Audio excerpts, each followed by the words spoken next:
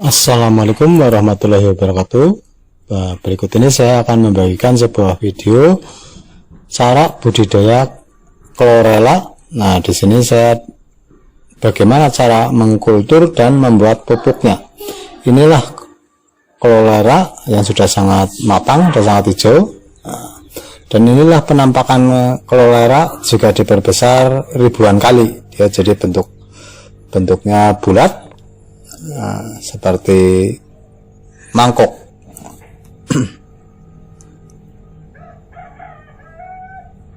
Chlorella sangat cocok untuk pakan kutu air. Nah, jadi di sini untuk budidaya ikan hias itu sangat cocok sekali. Nah, inilah bahan-bahan yang dibutuhkan untuk pemupukan chlorella. Terdiri dari pupuk urea, pupuk NPK,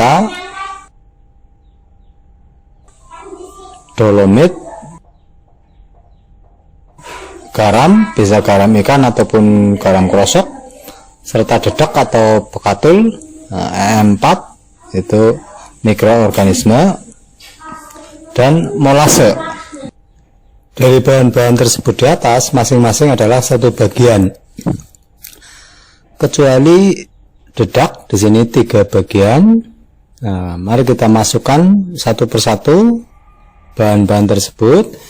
Yang pertama itu pupuk urea. Di sini sebagai pemasok nitrogen, itu kalau manusia ya oksigen untuk bernapas, yang manfaatnya membuat tanaman menjadi lebih hijau, subur dan segar. Nah, kemudian pupuk NPK. Nah, di sini pupuk NPK itu memiliki 3 unsur hara makro, yaitu nitrogen, fosfor, dan kalium. Makanya disebut NPK. Nah, ketiganya merupakan unsur hara makro primer karena paling banyak dibutuhkan oleh tanaman. Nah, kemudian di sini kita juga menggunakan dolomit yang merupakan jenis batuan kapur yang juga dapat memberi manfaat bagi tanah dan tanaman. Adapun manfaat pupuk dolomit yaitu untuk memberikan nutrisi yang berharga bagi tanaman, serta membantu mengubah pH tanah atau air sesuai dengan kebutuhan tanaman. Kemudian di sini kita juga memasukkan garam untuk pupuk kita kali ini. Sedangkan fungsi garam, di sini garam itu mengandung 2 unsur utama, yaitu natrium dan klorin. Kemudian dedak, di sini dedak paling banyak, ini 3 bagian. Nah, kandungan dedak di sini adalah karbohidrat yang tinggi serta protein nabati. Dedak atau bekatul juga menjadi sumber makanan yang lengkap bagi bakteri pengurai nantinya. Penambahan bekatul pada pembuat. Nah, setelah kita campur semuanya, kita masukkan semuanya, kemudian kita aduk sampai merata. Dan pupuk secara tidak langsung itu berpengaruh positif terhadap kualitas pupuk yang dihasilkan. Nah, dengan demikian fungsi dan manfaat bekatul pada pemupukan adalah sebagai sumber makanan bakteri pengurai dan sebagai bahan tambahan untuk menghasilkan pupuk yang berkualitas. Kemudian di sini kita juga menggunakan molase atau tetes tebu. Nah, di sini molase atau tetes tebu juga bisa diganti dengan gula merah yang direbus dicairkan. Nah, di sini fungsinya adalah untuk membantu mempercepat proses fermentasi. Nah, karena semua bahan-bahan tersebut di atas, itu sistem kerjanya itu akan lambat sehingga waktu yang dibutuhkan juga lama. Nah, dengan adanya molase, maka fermentasi semua bahan tersebut akan menjadi lebih cepat. Nah, di sini yang terakhir adalah E4 atau probiotik. Nah, di sini jangan keliru, E4-nya itu E4 perikanan dan tambak, jadi yang warnanya pink. M4 merupakan teknologi kultur mikroorganisme yang menguntungkan dan memiliki banyak kegunaan pada beberapa bidang. Salah satunya adalah bidang perikanan, karena kita memakai E4 yang perikanan. E4 di sini diketahui memiliki banyak kegunaan seperti dalam meningkatkan bakteri pengurai bahan organik, serta menekan pertumbuhan patogen penyakit dan menstimulasi enzim pencernaan demi menjaga kualitas lingkungan kolam atau air. Itulah beberapa manfaat dari bahan-bahan pupuk yang kita buat. Setelah semua bahan kita campur dan kita blending, hasilnya seperti ini, berwarna coklat. Nah, ini nantinya sudah bisa dipergunakan untuk memupuk. Tapi jangan lupa disaring agar kotorannya tidak ikut masuk. Kemudian kita mempersiapkan media yang akan kita gunakan untuk mengkultur Chlorella, dan inilah starternya yang akan saya perbanyak. Ini sudah hijau pekat. Ini saringan, jadi pupuknya kita saring terlebih dahulu dengan saringan yang kecil. Kita aduk-aduk.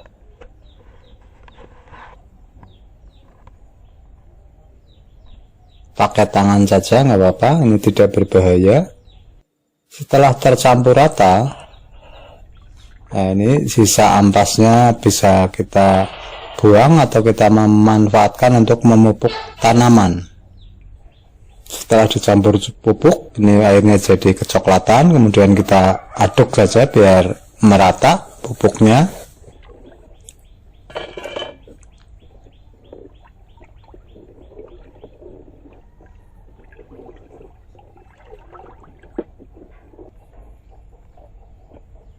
Nah, kita masukkan ke Chlorellanya. Nah, ini saya memperbanyak, tapi seandainya teman-teman tidak mempunyai starter Chlorella, itu bisa dibeli di toko online, itu harganya juga murah.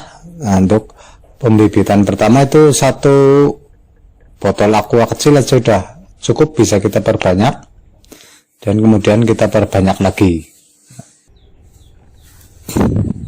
Untuk kultur Chlorella itu harus benar-benar berada di sinar matahari secara langsung, karena dia berkembang biak dengan cara vegetatif atau membelah diri. Nah, cara membelah diri dia kalau terkena sinar matahari secara full, minimal 6 jam dalam sehari dia terkena sinar matahari. Berarti saya pengkulturannya di outdoor agar terkena sinar matahari, tapi jangan sampai terkena hujan. Berarti sebaiknya dikasih atap, baik itu plastik ataupun seng plastik, untuk menghindari air hujan. Inilah kondisi Chlorella yang sudah dipupuk selama 4 hari. Dia akan menjadi hijau pekat setelah 4-7 hari. Nah, jadi setelah 7 hari dia bisa diperbanyak lagi dengan dipupuk lagi. Nah, perbandingannya bisa dengan perbandingannya 1:4. Jadi 1 Chlorella 1:4 air bening biasa. Nah, itu masukkan pupuk. Prosesnya sama seperti pemupukan dari awal. Chlorella merupakan salah satu pakan alami organisme air yang berasal dari jenis alga hijau renik bersel tunggal yang di alam termasuk dalam organisme fitoplankton. Nah, di sini saya akan membagikan cara membuat pupuk Chlorella yang lengkap. Nah, di sini untuk membuat pupuk Chlorella sebetulnya tidak harus terlalu lengkap, namun bisa seadanya yang kita punya. Inilah bahan-bahannya. Nah, masing-masing takarannya adalah 1 sendok makan. Nah, ini berarti perbandingannya adalah 1:1, kecuali dedak itu bisa lebih banyak. Nah, ini ureanya tadi sudah saya takar, kemudian ini NPK-nya juga sekitar 1 sendok. Yang penting perbandingan 1:1, mau sendok makan boleh, mau sendok sayur juga boleh. Yang penting perbandingannya 1:1. Nah, kemudian di sini adalah garam ikan. Nah, kita gunakan garam ikan. Juga perbandingannya 1:1, bisa untuk 1 sendok makan. Nah, kemudian di sini saya mempergunakan dolomit. Nah, ini juga bisa dipakai, juga bisa enggak. Yang penting itu yang paling utama adalah NPK, urea dan dedak, serta AM4. Nah, kalau ada pakai tetes tebu ataupun gula merah. Nah, inilah dedaknya. Nah, dedak bisa lebih banyak, bisa 3 takaran. Kalau pakai sendok makan berarti 3 sendok makan. Setelah itu kita beri molase atau bisa juga pakai gula merah yang sudah direbus atau dicairkan, itu juga sekitar 1 sendok makan. Nah, kemudian jangan lupa juga pakai E4. Nah, ini sebagai prebiotik atau pengurus bakteri. Nah, ini juga cukup 2 tutup botol, atau juga bisa perbandingan 1 sendok makan juga.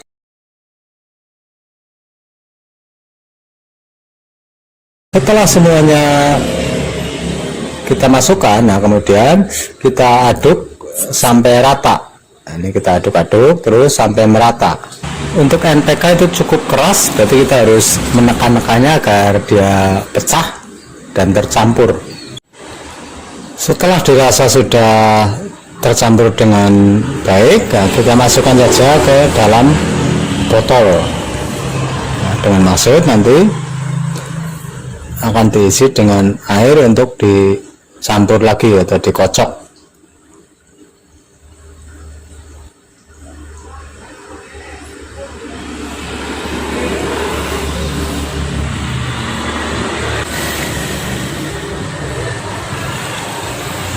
Kemudian diisi dengan air,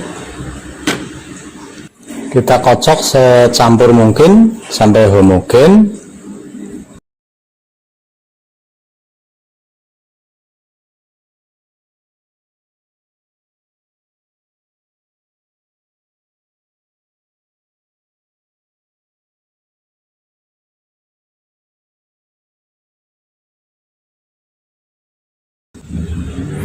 Setelah itu persiapkan starter korelanya. Nah, kita bisa menambahkan air baru yang sudah diendapkan.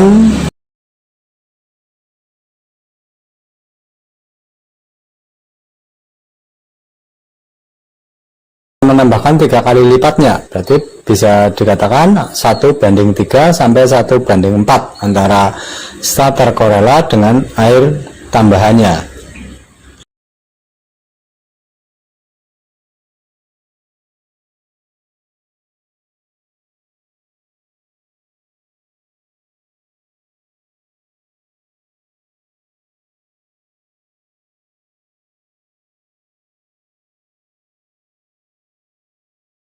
Setelah itu masukkan pupuk tadi ke dalam korela yang sudah kita persiapkan. Untuk 1 sendok makan ukuran tadi, ya masing-masing 1 sendok, itu bisa untuk memupuk 20 liter korela.